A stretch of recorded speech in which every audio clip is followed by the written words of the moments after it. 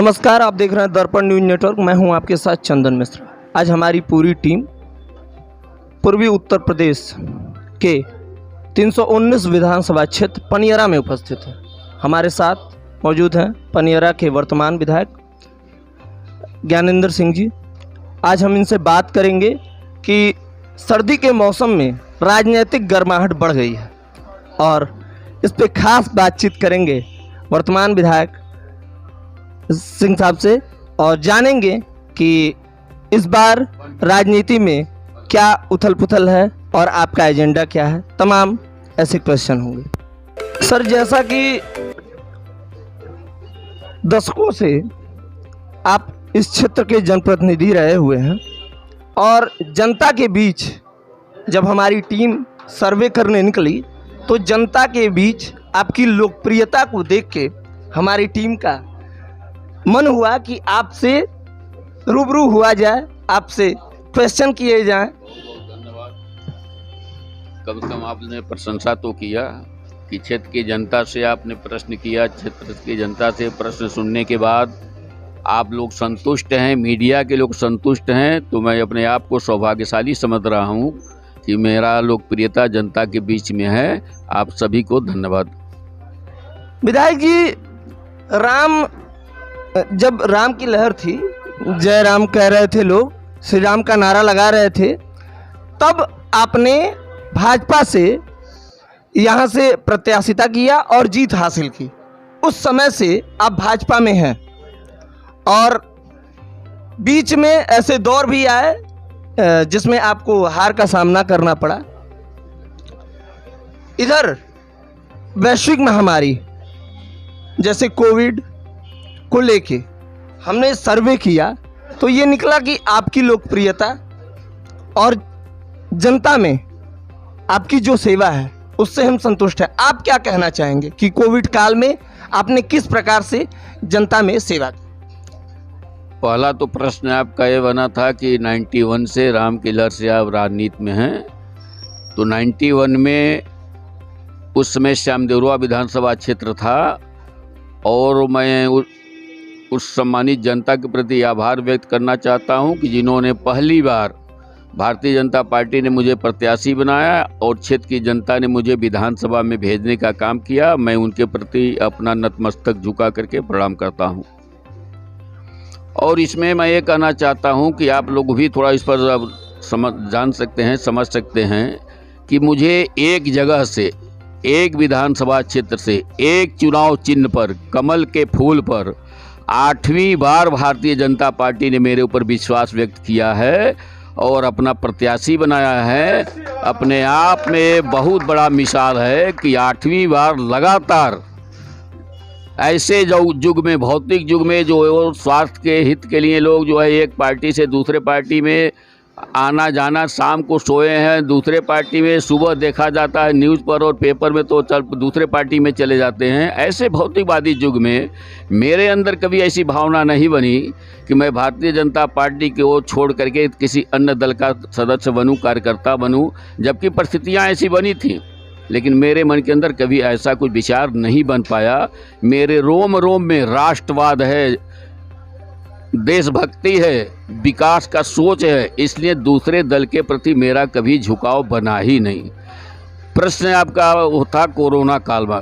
Corona काल का जो वैश्विक महामारी थी, हम लोगों ने देखा होगा, दूसरा वेव जब चला तो उस समय जो हमारे प्रदेश की जनता सभी गांवों से 25-50-100 नौजवान जो है अपने परिवार को घर पर छोड़ करके, वृद्ध माता पिता को छोड़ करके, अपने पत्नी को, अपने बच्चों को छोड़ करके दूसरे प्रदेशों में जा करके रोजी रोटी का काम करते थे और उसके वजह से उनके परिवार का जीविकोपार्जन चलता था। जब वैश्विक महामारी का लहर चला तो प्रवासी मजदूरों को अपने दूसरे प्रदेशों से बुलाने के लिए उत्तर प्रदेश की पहली सरकार है और अपने यशस्वी मुख्यमंत्री योगी आदित्यनाथ जी ने पहला काम शुरू किया कि दिल्ली के बॉर्डर पर परिवहन की सभी बसों को लगाया और प्रवासी मजदूरों को बुला करके उनके घर तक पहुंचाने का हम लोगों ने काम किया। 1-1 हज़ार रुपया और 1-1 महीने का राशन किट दिया गया और मेरे द्वारा ही केवल नहीं, भारतीय जनता पार्टी के सभी कार्यकर्ता राष्ट्रीय अध्यक्ष का निर्देश था कि जितने प्रवासी आ रहे हैं अपने अपने क्षेत्रों में जगह जगह पर जो है चौपाल टेबल लगा करके उनके जलपान की व्यवस्था, भोजन की व्यवस्था, जूता चप्पल की व्यवस्था हम लोगों ने, भारतीय जनता पार्टी के कार्यकर्ताओं ने पूरे हिंदुस्तान में किया। और मैं तो अपने आप को सभी हमारे जितने मुख्य स्थान हैं उन स्थानों पर कई दिन हम लोगों ने जो है लगा करके जलपान लोगों को कराते रहे। मैं स्वयं वहाँ खड़ा रहता था, हमारे कार्यकर्ता खड़ा रहते थे और उनके पैर में कितने लोगों को चप्पल जूता नहीं था, मास्क नहीं था, गमछा नहीं था, ये सब हम लोगों ने व्यवस्था करने का काम किया है। और वैश्विक महामारी आप जो देखे होंगे, पूरे विश्व में जितनी कैजुअल्टी अन्य देशों में हुई, हिंदुस्तान की 130 करोड़ की आबादी वाला हिंदुस्तान, 25 करोड़ की आबादी वाला उत्तर प्रदेश, बहुत ही उसके तुलना में बहुत कम कैजुअल्टी हुई। उसका मात्र एक कारण था अपने यशस्वी प्रधानमंत्री नरेंद्र मोदी जी और पूजनीय योगी आदित्यनाथ जी महाराज ने, दोनों लोगों ने मिलकर के इतना परिश्रम किया, इतना काम किया कि वैश्विक महामारी की लड़ाई में हमारी प्रदेश की सरकार और केंद्र की सरकार सफल हुई। मैं इसी सब बिंदु पर कहना चाहता हूँ, समाजवादी पार्टी के नेताओं से, बहुजन समाज पार्टी के नेताओं से, कांग्रेस पार्टी के नेताओं से मैं जानना चाहता हूँ, पूछना चाहता हूँ आपके चैनल के माध्यम से, कोरोना के काल में ये सभी पार्टी के कार्यकर्ता होम आइसोलेशन में थे, कोई बाहर नहीं निकल रहा था, उनको स्वयं डर था, अपने जान की चीज परवाह थी। लेकिन भारतीय जनता पार्टी का एक एक कार्यकर्ता अपने आप को सुरक्षित रखते हुए जनता के सेवा में काम किया है और जनता ने इसकी सराहना किया है। बाकी किसी दल का कोई कार्यकर्ता वैश्विक महामारी में दिखाई नहीं दिया। सर, आपके क्षेत्र में हाल ही में बाढ़ से काफ़ी ग्राम सभा प्रभावित हुई थी, उसमें आपका क्या योगदान रहा? बाढ़ से प्रभावित हुई क्योंकि नदी के किनारे हमारे 18 गांव जो पड़ते हैं बंधे पर, उस बंधे का नाम है डोमरा जर्दी बंधा। उस बंधे पर 2005 और 6 के बीच में बहुजन समाज पार्टी की जब सरकार थी, उस समय वहाँ का बंधा टूटा था। बहन मायावती जी उस समय मुख्यमंत्री थी और 26 आदमी असमय काल के गाल में समा गए, नाव से डूब करके मर गए 26 आदमी।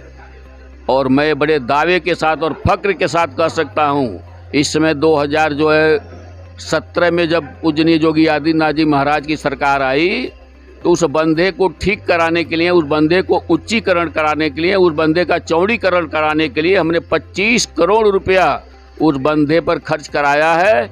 और मंत्री जी का, डॉक्टर महेंद्र सिंह जी का मैंने उस बंधे पर दौरा कराया था, वो भी बंधे से संतुष्ट हैं।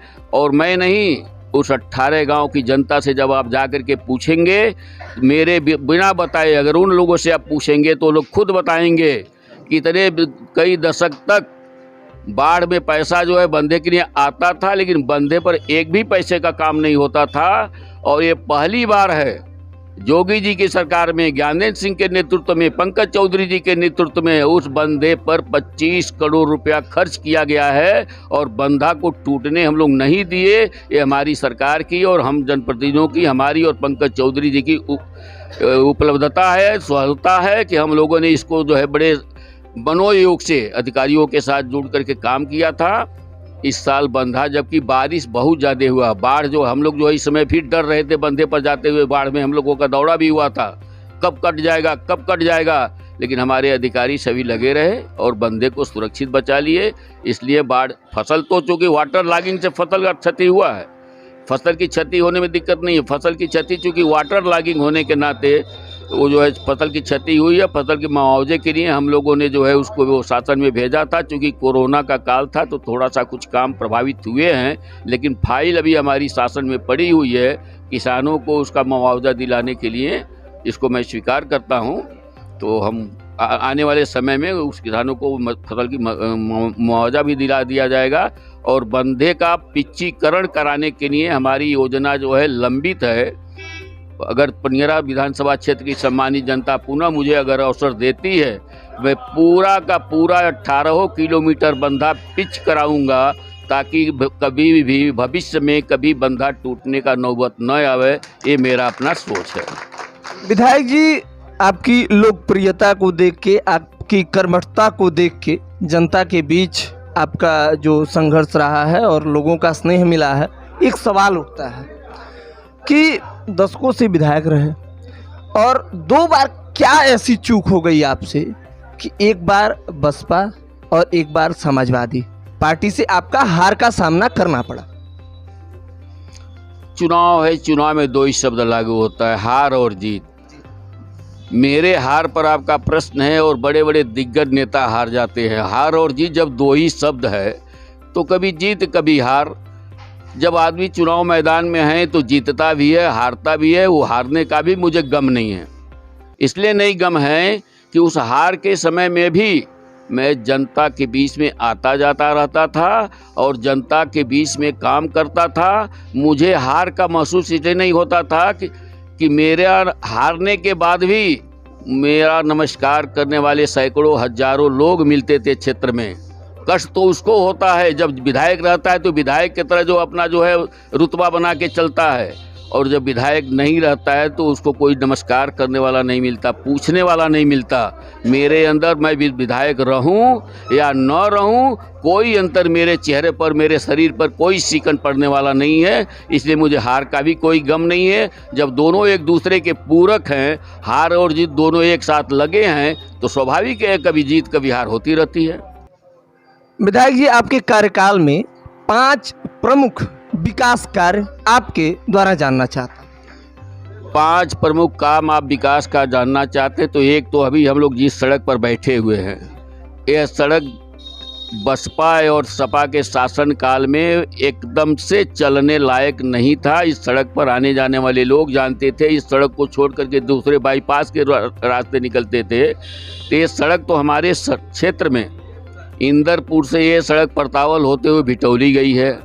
यहीं आपका बगल में जो पीछे दिखाई दे रहा पुरैना परतावल जो है और मंसूरगंज मार्ग पिच्चीकरण चौड़ीकरण हुआ है। इंदरपुर से घुगली चौड़ीकरण हुआ है। परतावल से भौराबारी चौड़ीकरण सड़क हुआ है। मुजूरी से टिकरिया हमारा चौड़ीकरण सड़क हुआ है।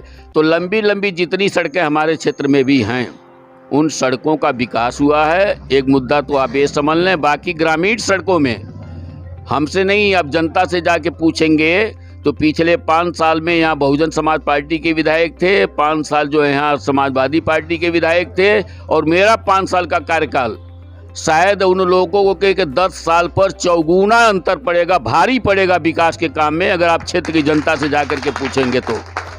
तीसरा विकास का जो मुख्य का आपने पूछा, जहाँ आप बैठे हैं, परतावल टाउन एरिया घोषित कराए हैं, पनियरा को टाउन एरिया घोषित कराए हैं। चौथा प्रमुख काम आप देखें, हमारे 2 यहाँ सब रजिस्ट्रेशन बना है विद्युत का, एक चमखा में बना है, एक पनीरा के अड़बड़हवा में बना है।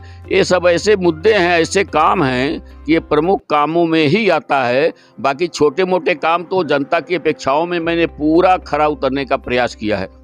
विधायक जी, इस बार का आपका क्या एजेंडा है? क्या एजेंडा लेके आप जनता के बीच में जा रहे हैं? हमारे पास तो इतना एजेंडा है। भारतीय जनता पार्टी के नेताओं के पास, जनप्रतिनिधियों के पास, कार्यकर्ताओं के पास इतने मुद्दे हैं। केंद्र सरकार की जन कल्याणकारी योजना, उत्तर प्रदेश सरकार की जन कल्याणकारी योजना, इतनी योजनाएं हैं कि हम कार्यकर्ता सबको बता नहीं पाते हैं। और उत्तर प्रदेश की सरकार का ये जो लॉ एंड ऑर्डर का जो व्यवस्था है, शायद पहले चरण का जो चुनाव, आज दूसरे चरण का चुनाव है कि कल हो गया, शायद कल दूसरे चरण का चुनाव हो गया। आप देखे होंगे, आप लोग डिबेट करते रहते हैं चारों तरफ। कानून व्यवस्था पर पश्चिमी क्षेत्रों में तो नंबर 1 का सबों ने, जनता ने कानून व्यवस्था पर वोट दिया है, विकास पर वोट दिया है। और मेरा जो एजेंडा राष्ट्रवाद के नाम पर है, विकासवाद के नाम पर है, और देश को, उत्तर प्रदेश को सर्वोत्तम प्रदेश बनाने की नाम पर हमारा जो है योजना है। और हमारे मुख्यमंत्री योगी आदित्यनाथ जी उस तरफ कदम बढ़ा चुके हैं। प्रदेश आप लोग भी देख रहे होंगे, गोरखपुर से आए हैं तो गोरखपुर को भी आप देख रहे होंगे। तो विकास की गति इतनी तेज़ी से मेरे प्रदेश में हो रही है। शायद आपको ये भी याद होगा, पूजनीय योगी आदित्यनाथ जी महाराज का जब वैश्विक महामारी चल रहा था, फ्रांस का सांसद ने कहा था कि मेरे देश में जो है जोगी जैसा व्यक्ति चाहिए, मेरे देश में जोगी जैसा व्यक्ति चाहिए। ये छोटी बात नहीं है। और उस समय कोरोना के काल में जोगी जी के पिताजी का देहांत हो गया था। लोगों ने उनसे कहा उनको जानकारी हुई, 5 मिनट वो गमगीन थे, फिर उठ करके मुंह धो करके फिर जो है जनता के बीच में निकल गए। और उस समय 22-23 जिलों का उन्होंने दौरा किया था।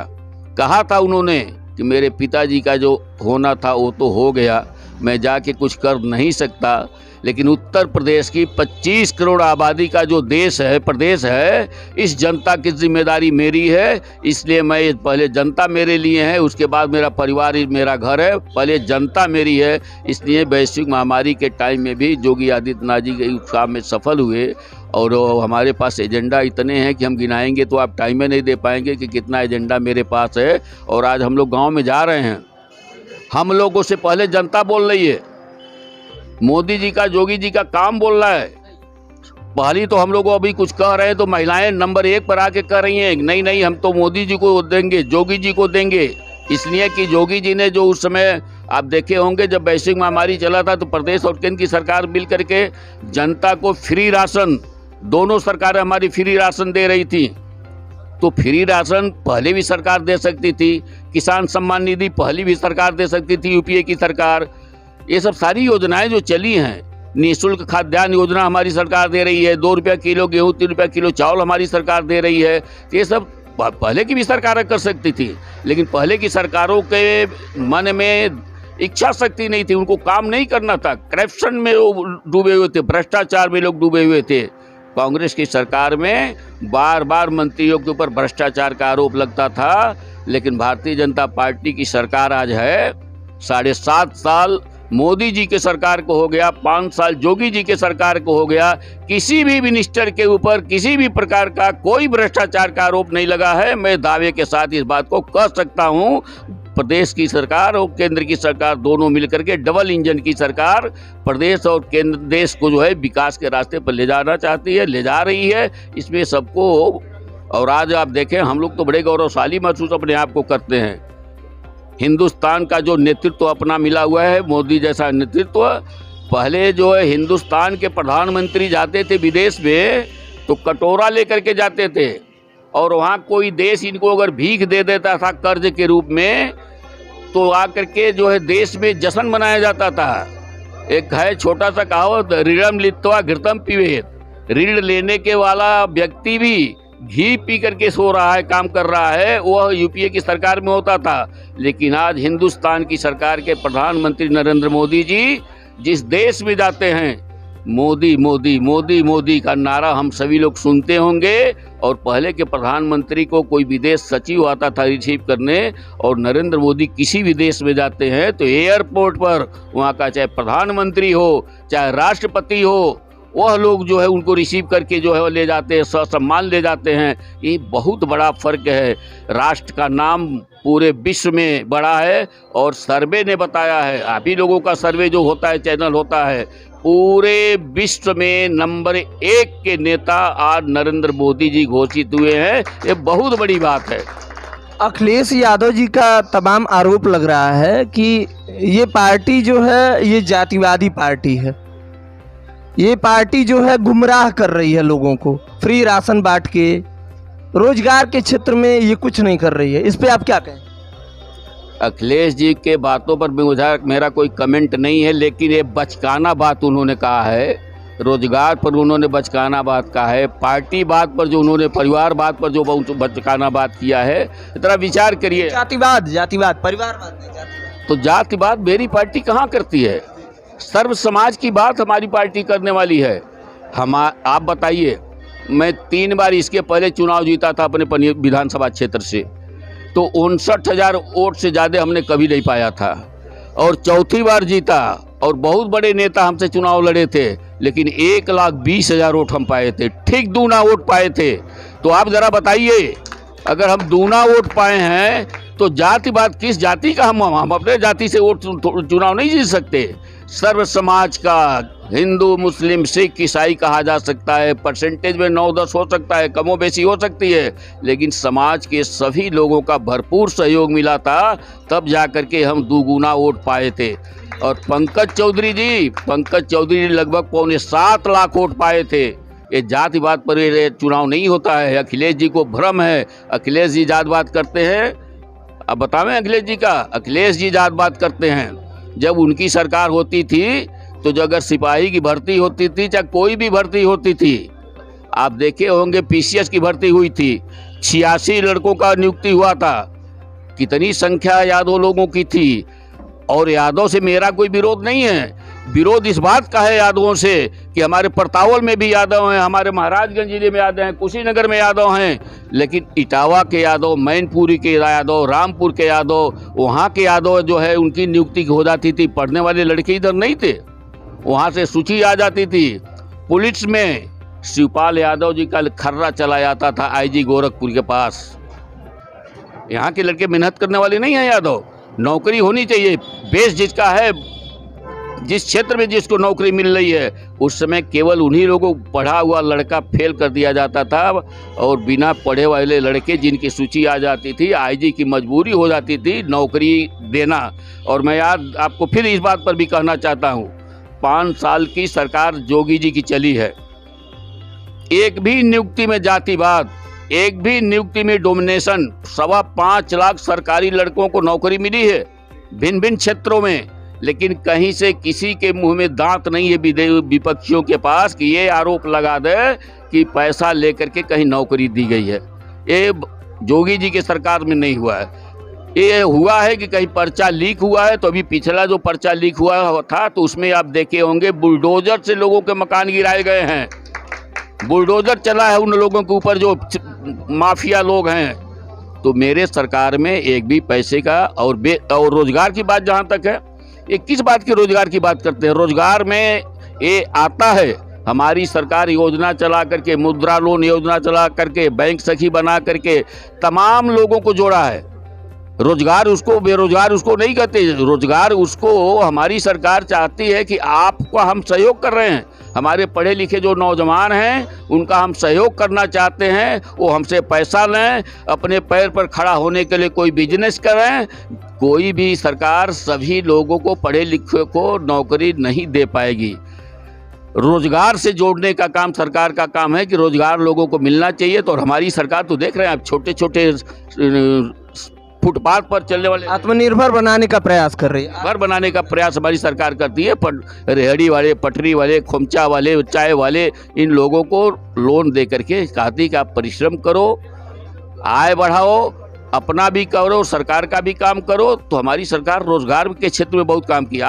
आप जरा बताइए, उत्तर प्रदेश में लगभग 3.5 लाख करोड़ रुपए का निवेश हुआ है।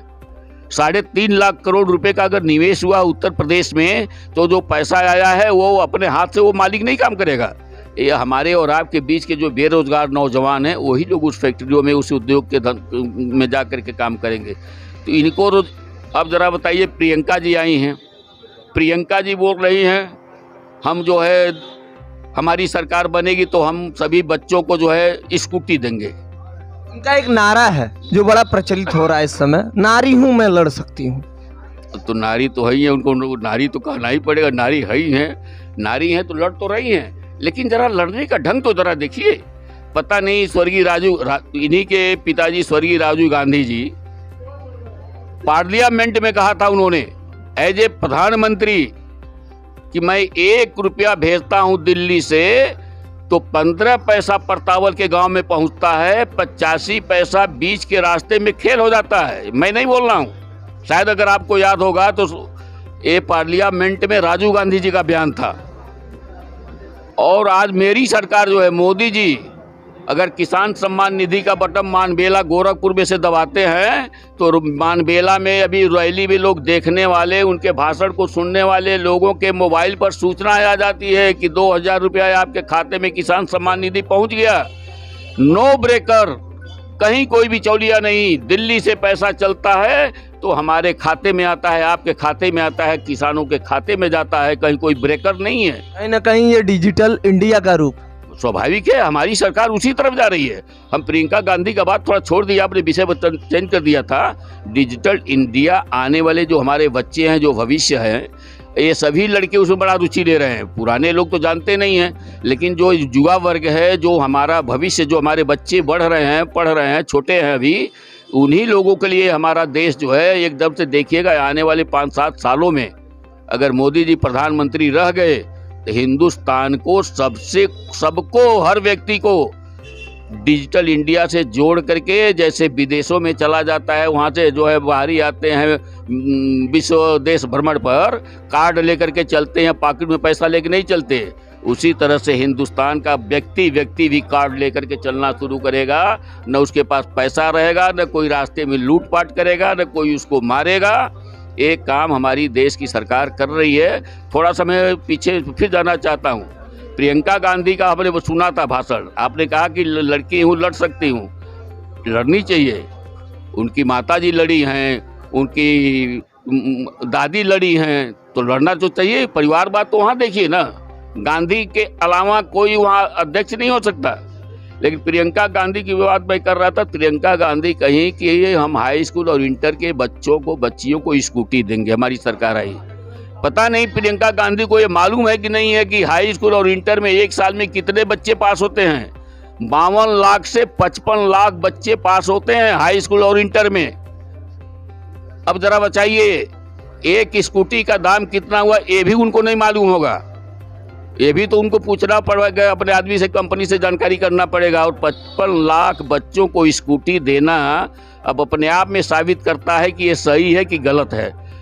उदाहरण के लिए पिछली बार 2012 में अखिलेश यादव जी ने जब रथ यात्रा चलाया था, उन्होंने भी घोषणा किया था कि हाई स्कूल के बच्चों को टैबलेट और इंटर के बच्चों को लैपटॉप देने के लिए उन्होंने घोषणा किया था। उस समय भी 49-50 लाख लड़के थे, तो और बांटे हैं 1,12,000 लैपटॉप और टैबलेट। हाई स्कूल और इंटर के मिलाकर के 1,12,000 केवल बांटे हैं, और घोषणा किए थे 45 से 50 लाख। कहना तो आसान है, करना बहुत कठिन है, क्योंकि हर काम पैसे से होता है। पैसा इतना पेड़ नहीं लगा हुआ है कि कहीं पत्ता से तोड़ करके ला के पैसा बना दिया जाए। तो मेरी विधायक जी अंतिम सवाल कि इस बार कितने के पार? हमारे सभी नेता तो कह रहे इस बार 300 के पार। आपका क्या कहना है? मेरा कहना, मैं क्या कहते? विधानसभा देख रहा हूँ, मैं पूरे देश प्रदेश की बात नहीं कर सकता। मैं प्रदेश की बात अपने नेताओं की बातों को जोड़ करके करता हूँ। मेरे नेता अगर कह रहे हैं कि 300 के पार, तो मैं उसी बात पर बल देता हूँ, 300 के पार। लेकिन जो है 400 सीट जीतने वाले अखिलेश यादव जी कहते हैं कि हम 400 सीट जीतेंगे। अखिलेश का बयान आता है ना 400, पता नहीं 3 सीट क्यों छोड़ दिए? 403 ही विधानसभा है, 3 किसके लिए उन्होंने छोड़ा? 400 तो अपने ले रहे, 3 किसके लिए छोड़ा? ये उनसे प्रश्न बनना चाहिए। मेरा मानना है, जो आप लोगों के चैनल के माध्यम से देखने को मिल रहा है, जो 2 चरण का चुनाव हुआ, जहां परसेंटेज वोट बढ़ता है वहां कोई नहीं रोक सकता। भारतीय जनता पार्टी का ही प्रत्याशी वहां चुनाव जीतेगा, ये पहली प्राथमिकता होती है। तो अच्छे मतदान हो रहे हैं। भारतीय जनता पार्टी की प्रचंड बहुमत के साथ सरकार बनेगी। जो कोई 100% आंकड़ा मेरा केंद्रीय नेतृत्व और प्रदेश नेतृत्व देगा, मेरी क्षमता वहां तक नहीं है, लेकिन ये मैं कह सकता हूं कि प्रचंड बहुमत के साथ 300 के पार के साथ हमारी सरकार बनने जा रही है। बहुत बहुत धन्यवाद। आपको भी बहुत बहुत धन्यवाद।